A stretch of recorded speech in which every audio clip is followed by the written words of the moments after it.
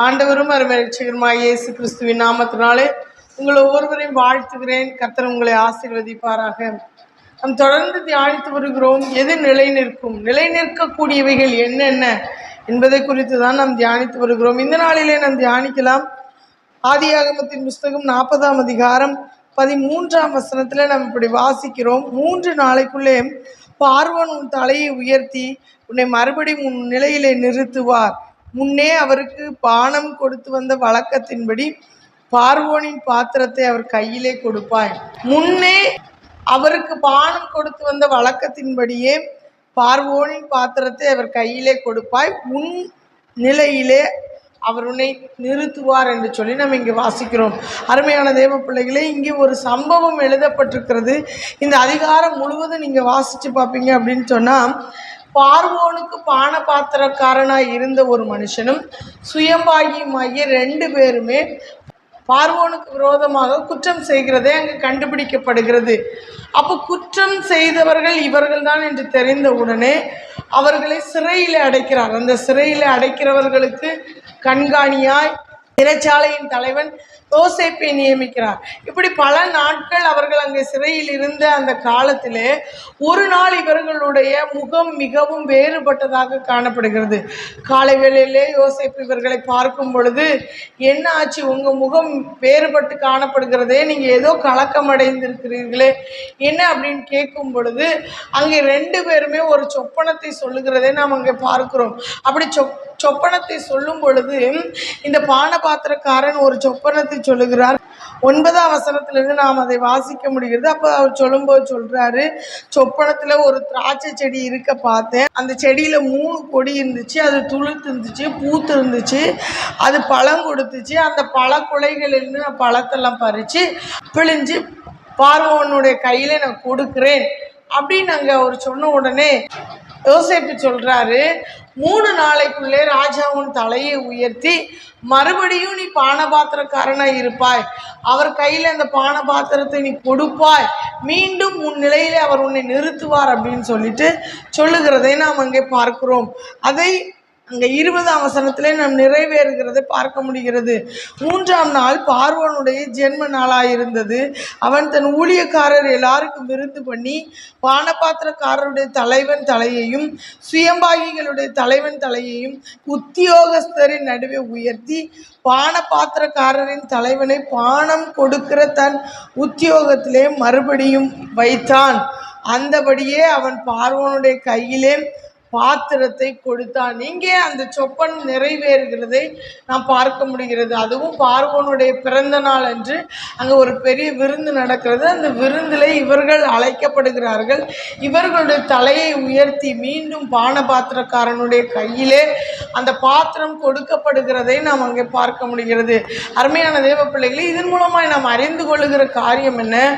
ஒருவேளை நாம் குற்றம் செய்யாதவர்களாய் இருந்தும் கூட மற்ற மனிதர்களுடைய பார்வைக்கு நம் குற்றவாளிகளைப் போல காணப்பட்டு இன்றைக்கு குற்றத்தை சுமக்கிறவர்களாய் நாம் இந்த பூமியில வாழ்ந்து கொண்டிருந்தாலும் கூட, மற்றவர்களுடைய பார்வையிலே தங்களுடைய எஜமானுக்கு துரோகம் பண்ணினவர்களாய் நம்ம இந்த பூமியில அறியப்பட்டாலும் கூட, கர்த்தர் சொல்லுகிறார், மீண்டும் உங்கள் நிலையிலே உங்களை நிறுத்துவார். எப்போ நிறுத்துவார்? நீங்கள் உண்மை உள்ளவர்கள் என்று கண்டுபிடிக்கப்படும் பொழுது, நீங்கள் நீதி உள்ளவர்கள் என்று கண்டுபிடிக்கப்படும் பொழுது கர்த்தர் மீண்டும் உங்களுடைய நிலையிலே உங்களை நிறுத்துவார். அதைத்தான் நம்ம இங்கே பார்க்கிறோம். பானபாத்திரக்காரனும் சுயம்பாகியும் குற்றம் செய்தார்கள் என்று கண்டுபிடிக்கப்பட்டது. அப்படிப்பட்ட சூழ்நிலையிலே மீண்டும் அவன் தன் நிலையிலே நிறுத்தப்படுகிறதை நாம் அங்கே பார்க்கிறோம். காரணம் என்ன? பானபாத்திரக்காரனிடத்தில் அங்கே ஒரு குற்றமும் காணப்படவில்லை. அவன் அங்கே நீதி உள்ளவனாய் காணப்படுகிறதை நாம் அங்கே பார்க்க முடிகிறது. எனவே பிரியமானவர்களை, இந்த நாளிலும் கூட நான் மற்றவர்களுக்கு ஒரு குற்றமும் செய்யலையே, என்னிடத்தில் எந்த தவறும் இல்லையே, ஆனாலும் நான் என் தவறுக்காக தண்டிக்கப்பட்டாலும் பரவாயில்லையே, நான் தவறு செய்யாமல் தண்டிக்க பிடிக்கப்படுகிறேனே என்று சொல்லி நீங்கள் அங்கலாய்த்து கொண்டிருப்பீங்கன்னா, கர்த்தர் இன்றைக்கு உங்களோடு இடைப்படுகிறார். உங்களுடைய நீதியை வெளிச்சத்தை போலவும் உங்கள் நியாயத்தை அவர் பட்ட பகலை போலவும் மாற்றுவார்.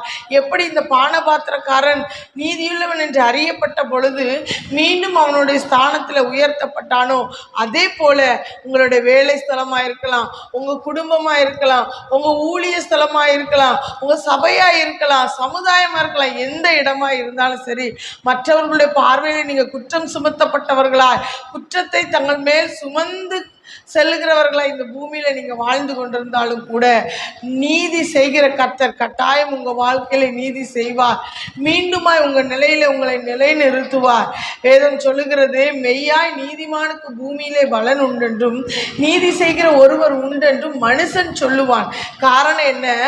நமக்கு கர்த்தர் நீதி செய்கிறதை மனுஷன் பார்த்து அந்த காரியத்தை சொல்லுவான். பிரியமானவர்களே, எனவே சோர்ந்து போகாதீங்க, கவலைப்படாதீங்க. உங்க நீதியை அவர் வெளிச்சத்தை போல மாற்றுவார். என்னைக்கும் நீதி மறைந்திருக்காது. எல்லாமே அவருக்கு முன்பதாக வெளியரங்கமாய் இருக்கின்றன. அவருக்கு மறைவான சிருஷ்டி ஒன்றுமே இல்லை. பரலோகத்திலிருந்து ஒருவர் மனுப்புத்திரரை கண்ணோக்கி கொண்டே இருக்கிறார். நிச்சயமா உங்க நீதியை அவர் வெளிப்படுத்துவார். எனவே பிரியமானவர்களை, சோர்ந்து போகாமல் தேவ சமூகத்தில் உங்க விண்ணப்பங்களை தேவனிடத்துல மாத்திர தெரியப்படுத்துங்க. லூக்கா 18ஆம் அதிகாரத்திலே இதை குறித்து நான் வாசிக்கிற, சோர்ந்து போகாமல் எப்பொழுது ஜெபம் பண்ண வேண்டும் என்பதை குறித்து அங்கே அவர் ஒரு உவமையை சொல்லுகிறதை நான் பார்க்க முடிகிறது. ஒரு பட்டணத்திலே ஒரு நியாயாதிபதி இருந்தான். அவன் நீதி இல்லாதவன், அநீதியுள்ளவன், அவன் மனுஷரை மதியாதவன், கர்த்தருக்கு பயப்படாதவன். ஆயினும் கூட ஒரு விதவை தாய் அடிக்கடி போய் தனக்கும் தன் எதிராளிக்கும் இருக்க வழக்கை தீர்த்து வைக்க முடியாது அவனிடத்துல முறையிடுகிறாள். அவன் அங்கே சொல்லுகிறான், நான் அநீதி உள்ளவன் தான், நான் தேவனுக்கு பயப்படாதவன் தான், ஆயினும் இந்த விதவை என்னை எப்பொழுதும் அலட்டி கொண்டிருக்கிறபடியால் நான் இவளுக்கு கட்டாயம் நியாயம் செய்வேன் என்று தன் உள்ளத்தில் சொல்லிக் கொள்ளுகிறான் என்று சொல்லி இயேசு அங்கே ஒரு உவமையை சொல்லுகிறார். சொல்லிவிட்டு சொல்லுகிறார், அந்தபடியே இரவும் பகலும் தம்மை நோக்கி கூப்பிடுகிறவர்களுடைய தம்மால் தெரிந்து கொள்ளப்பட்டவர்கள் விஷயத்தில் அவர் நீதி செய்யாமல் இருப்பாரோ, நியாயம் செய்யாமல் இருப்பாரோ, சீக்கிரத்திலே அவர்களுக்கு நியாயம் செய்வார். அவர் நீடிய பொறுமை உள்ளவராய் இருந்து நியாயம் செய்வார் என்று நாம் அங்கே வாசிக்கிறோம். எனவே பிரியமானவர்களே, ஒருவேளை தேவன் ஏதோ அமைதியாக இருக்கிறது போல உங்கள் வாழ்க்கையில் தெரியலாம். நாம் அங்கே அந்த சம்பவத்தில் வாசிக்கிறோம். 4ஆம் வசனத்தில் இப்படி வாசிக்கிறோம், அவர்கள் அநேக நாள் காவலில் இருந்தார்கள். இதே போல உங்களுடைய நாட்கள், இது ஒருவேளை சிறையிருப்பின் நாட்களை போல உங்களுக்கு தெரியலாம். ரொம்ப நாளாக நான் ஜெபம் பண்ணிட்டு இருக்கேன், இதில் எனக்கு நீதி கிடைக்கல நீங்கள் நினைக்கலாம். கர்த்தர் நிச்சயமாய் உங்களுக்கு ஒரு நீதி செய்கிற தேவனாய் வெளிப்படுவார். அவர் நியாயம் செய்கிற கர்த்தர் கட்டாயம் நியாயம் செய்வார். அவர் நீதி செய்கிற தேவன். நியாயம் செய்யாமல் இருப்பாரோ? நிச்சயமாய் உங்களுடைய வாழ்க்கையில அவர் நியாயம் செய்வார். சோர்ந்து போகாமல் இரவும் பகலும் அவரை நோக்கி கூப்பிடுங்க. ஒருவேளை காத்திருப்பின் நாட்கள் அதிகமாய் தெரியலாம். அவர் உங்க வாழ்க்கையில நீடிய பொறுமையுள்ளவராயிருந்து அவர் கட்டாயம் நியாயம் செய்வார். என்னுடைய வாழ்க்கையிலும் கூட நான் ஒரு சாட்சியை சொல்ல முடியும். 15 ஆண்டுகளுக்கு பின்பதாக அவர் என்னுடைய நீதியை வெளிப்படுத்தினார். யார் என்னை குற்றவாளி அப்படின்னு சொல்லி நினைச்சிட்டு இருந்தாங்களோ அவங்க வாயிலிருந்து உண்மையை இன்னைக்கு தெரிஞ்சுக்கிட்டோமா அப்படின்னு சொல்ற அளவுக்கு கர்த்தர் வைத்தார். 15 ஆண்டுகள் நான் காத்திருந்தேன். என் மனதில் இருந்த வசனங்கள் இந்த 2 வசனம் தான். என் நீதியை வெளிச்சத்தை போலவும் என் நியாயத்தை பட்ட பகலை போலவும் மாற்றுவார். 2வது, மெய்யாய் நீதிமானுக்கு பூமியில பலன் உண்டென்று, மெய்யாய் நீதிமானுக்கு பூமியில பலன் உண்டென்றும் நீதி செய்கிற ஒருவர் உண்டென்றும் மனுஷன் சொல்லுவான். இந்த 2 வசனத்தை மாத்திரம் நான் பிடித்து ஜெபித்தேன். என் வாழ்க்கையில நீதி செய்த கர்த்தர் உங்க வாழ்க்கையில நீதி செய்வார்.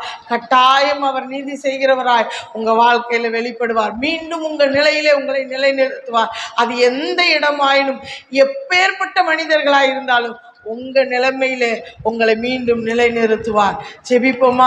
அன்பின் பரலோக பிதாவே, உம்மை நன்றியோடு ஸ்தோத்தரிக்கிறோம் ஆண்டவரே. இந்த நாளிலும் தகப்பன் எங்களோடு பேசின நல்ல வார்த்தைக்காய் ஸ்தோத்திரம்.